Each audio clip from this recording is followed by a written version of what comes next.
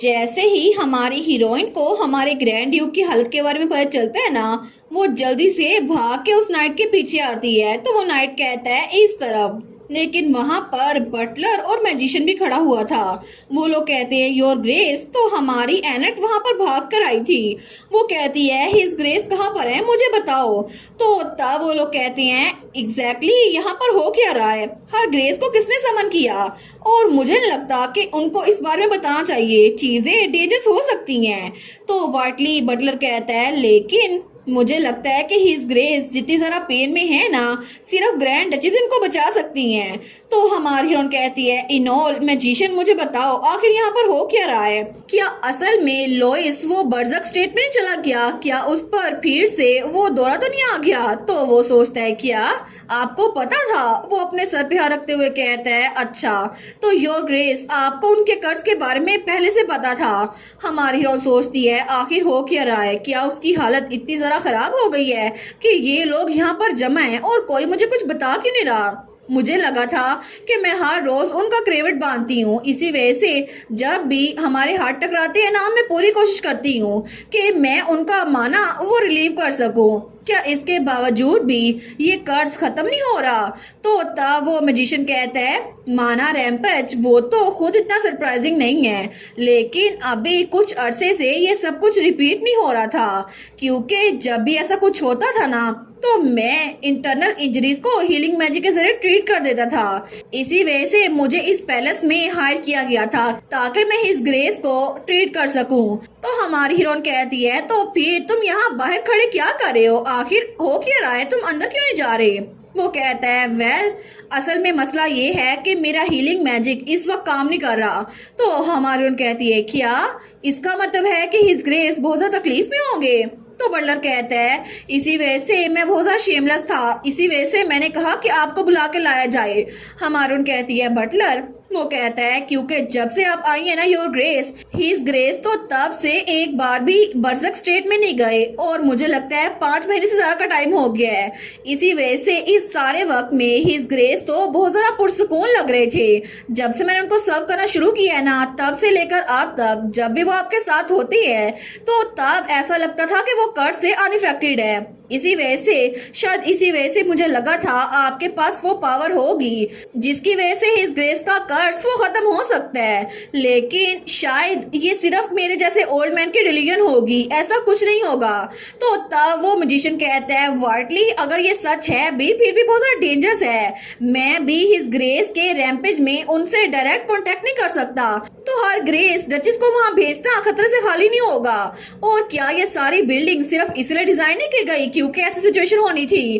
तो तब बटलर कहता है मुझे माफ कीजिएगा योर ग्रेस, डचेस आपको यहाँ बुलाने के लिए। हमारी हीरोइन सोचती है इन्होंने कहा ये पूरी बिल्डिंग इसलिए डिजाइन की गई है और इसी वजह से इन्होंने यहाँ पर इतना ताला लगाया हुआ है, तो इसका मतलब है कि लोइस खुद बहुत ज्यादा सफर कर रहा होगा। लेकिन लोइस ने मुझे कभी भी बताया नहीं है कि मैं उसकी पेन को खत्म करने में उसकी हेल्प कर सकती हूँ। शायद वो चाहता नहीं था कि वो मुझ पे बर्डन बने, लेकिन मुझे अच्छे से याद है जब भी मैं लोइस का हाथ पकड़ती थी ना तो मुझे उसके हाथ में वार्मथ महसूस होती थी। इसी वजह से मुझे लगा था कि हम लोग हाईली कंपेटेबल हैं। लेकिन तब हमारी उन कहती है दरवाजा खोलो मैं अंदर जाऊंगी। तो मैजिशियन कहता है योर ग्रेस ये चीज आप खुद से डिसाइड नहीं कर सकती, आपको पता है उनकी हालत कितनी ज्यादा खराब है। हमारी उन कहती है ये डिफिकल्ट डिसीजन मैंने खुद बनाया है, तो जल्दी करो दरवाजा खोलो। वो कहता है लेकिन हमारी उन कहती है प्लीज दरवाजा खोलो। वो कहता है ठीक है मैं दरवाजा खोल देता हूँ। और जैसे दरवाजा खुलता है ना वहां पर हमारी हीरोइन को माना फील होता है, लेकिन तभी पीछे से वो कहता है अगर कुछ भी हो जाए तो प्लीज ऊंची आवाज में चिल्लाइएगा, हम लोग आपको बचाने के लिए आ जाएंगे। हमारी कहती है ठीक है। लेकिन जैसे वो हमारे हीरो के कमरे पे पहुंची थी ना तो वो दरवाजा बंद करती है। वो सोचती है आखिर वो है कहाँ पर, उसकी हालत बहुत ज्यादा खराब होगी। लेकिन जैसे उसकी नजर हमारे हीरो पे पड़ती है तो तब वो बहुत ज्यादा तकलीफ में था, लेकिन वो अपने बेड के किनारे बैठा हुआ था। वो कहती है लोइस, वो जल्दी से उसके पास आती है। वो कहती है लोइस आप ठीक तो है ना। लेकिन हमारा हीरो उसकी बॉडी पर बहुत ज्यादा निशान थे जो उसके माना रैम्पेज की वजह से बने थे। तो तब उसके हाथ में हथकड़ी बांधी गई थी ताकि वो अपने आप को नुकसान न पहुंचाए। लेकिन जैसे ही वो अपनी आंख खोलकर हमारी हीरोइन की तरफ देखता है तो तब हमारी हीरोइन सोचती है ऐसा लगता तो नहीं इसको कुछ भी समझ आ रहा है जो मैं बोल रही हूँ। और अब तो इसकी यूजुअल सेल्फ डिसअपियर हो गई है। क्या सिर्फ इसकी इंस्टिंक्ट पीछे बची है जो कि एक ड्रैगन की इंस्टिंक्ट थी। तो तब उसका हाथ पकड़ते हुए कहती है बस बस थोड़ा सा इंतजार करें, मैं मेक श्योर करूंगी कि आप हार्ड होना बंद हो जाएं। लेकिन तब वो हमारे हीरो का हाथ पकड़ती है और अपना माना उसमें ट्रांसफर कर रही थी, लेकिन उसकी वजह से भी कुछ नहीं होता। वो सोचती है क्या ये काम नहीं कर रहा। मुझे लगता है कि अभी भी इनकी सफरिंग खत्म नहीं हो रही। और तब भी ग्रैंड ड्यूक को बहुत ज्यादा पसीना आया हुआ था। वो सोचती है क्या हाथ पकड़ना काफी नहीं था, तो आखिर मैं क्या करूं।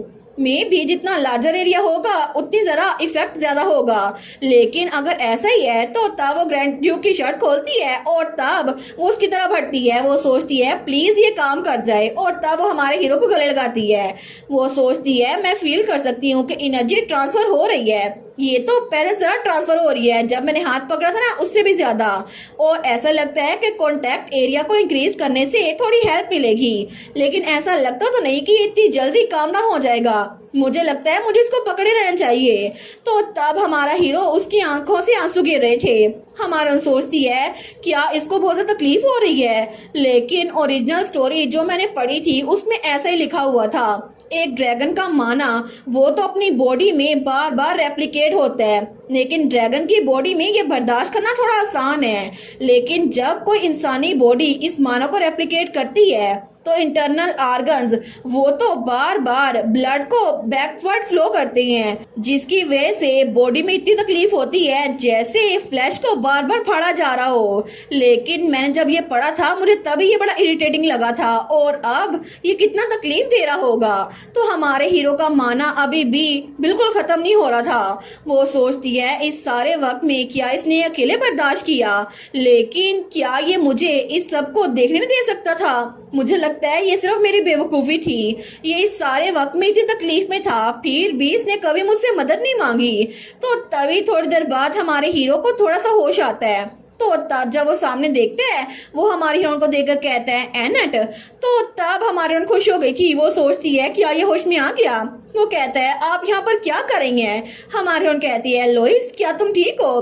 वो कहता है प्लीज यहाँ से चले जाएं, ये जगह बहुत ज्यादा डेंजरस है। हमारी हीरोइन सोचती है इसको देखकर लग रहा है कि अभी भी बहुत ज्यादा सफर कर रहा है, लेकिन ये पहले मेरे बारे में फिक्रमंद हो रहा है और ये पेन मैं सच में इसको कम करना चाहती हूँ। तो तब वो हमारे हीरो को देखती है जिसकी हालत अभी भी खराब लग रही थी। तो तब वो सोचती है लोइस के लिए मैं सच में चाहती हूँ वो किसी पर रिलाई कर सके, इसी वजह से मुझे ये करना ही पड़ेगा। और तब वो हमारे हीरो को किस कर लेती है। वो सोचती है शायद इसके जरिए थोड़ा सा माना वो रिलीव हो जाए, लेकिन मैं सच में इसकी हेल्प करना चाहती हूँ। और हमारा हीरो तो उसको बहुत ज़रा शौक होकर देखी जा रहा था।